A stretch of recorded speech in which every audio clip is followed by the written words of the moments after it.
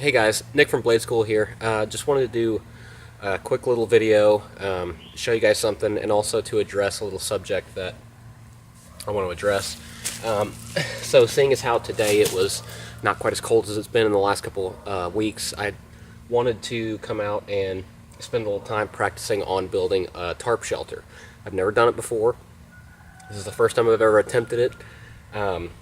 And as you can see, it's not the best tarp shelter I'm sure you've seen, but I gotta say I'm pretty proud of it. So like I said, I've never done this before, no experience, which I'll kind of talk about here in a little bit, which is kind of why I'm making this video. But let me show you real quick what I did. The rig that I kind of put together here, I'm sure that plenty of you have criticisms, and that's fine. I can learn a lot, but let me show you what I did and then address a little something I want to talk about. So what I've done here is I've set up my ridge line here with a bowline knot. Bowline knot, I believe is what it's called. There it is. Just learned that today and did that. What I had to do was, since out here at my little campsite I did not have two trees that were close enough together on a flat enough piece of ground, so I had to stick this stick in the ground here and use that. And as you can see, the ridge line is kind of drooping down there a little bit, you know, just because I could not get this thing in the ground enough to be super sturdy.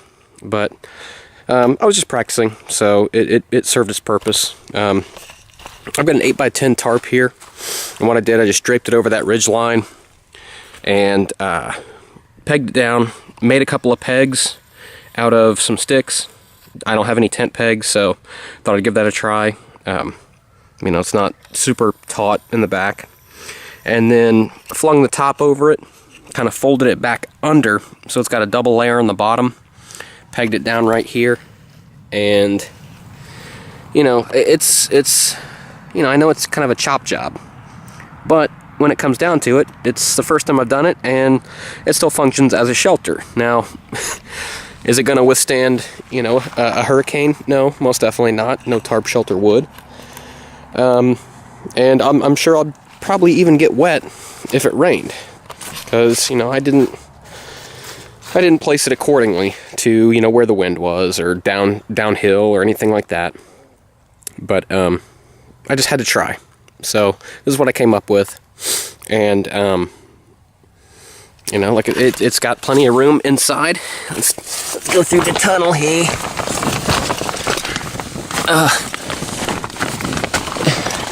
So it's got plenty of room inside here for actually two people, if you don't mind getting comfy. And you're off the ground, you know, or off the bare ground, and you've got some shelter over your head for some rain. You're not gonna get hit by wind. So it's you know, it works.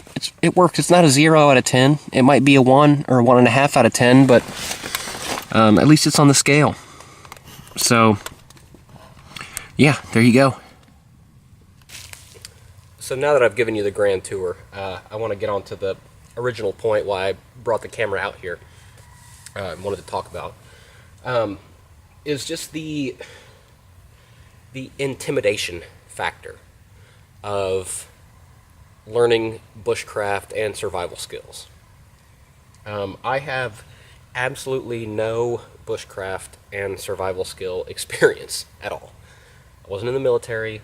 I was in Boy Scouts. The only thing I remember doing is a pine wood derby, which I think my mom did most of the carving on that.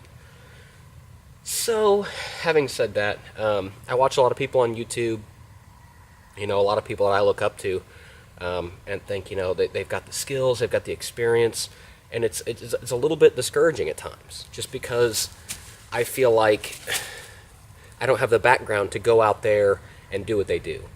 So it's intimidating, and a lot of times it keeps me, and for a long time it has kept me from coming out here and just throwing together whatever I can. But I decided today I'm going to go ahead and do that. I watched the video.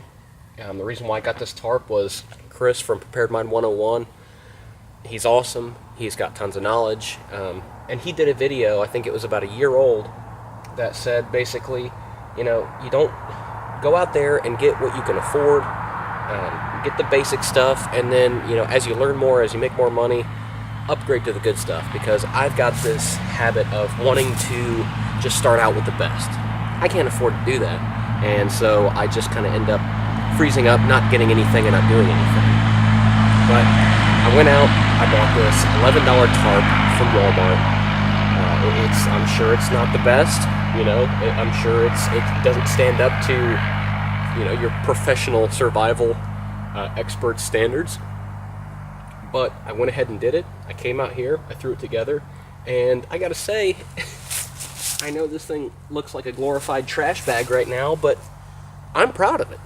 I couldn't be more proud of it, because I came out here and did it. So, don't be intimidated by the fact that you're going to come out here and you're going to fail at a couple of things. You're going to put together some shitty tarp shelters. You're going to, make some shitty fires. You're not going to be able to start a fire. It's going to happen, but you're never going to get any better unless you come out here and do it. This time, this is what I came up with. Next time I come out here, it might be just a fraction better, but it's better because I'm getting out here and doing it.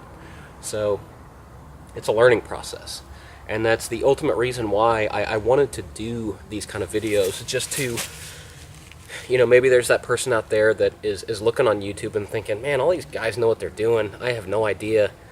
I don't want to get out there and make myself look like a fool. I just get over it. Get over it. Get out. Do it. It can't be much worse than this, it can't. It could, I'm sure, but that's okay, I'm sure it could. But, like I said, I came out and did it. I feel happy about it, and you should too. Get out there, buy whatever you can afford, whatever will work, get the experience, and grow. So, that's my little introspective, thought process on all this, and hope that maybe a couple of you will take this advice and run with it. So, until next time.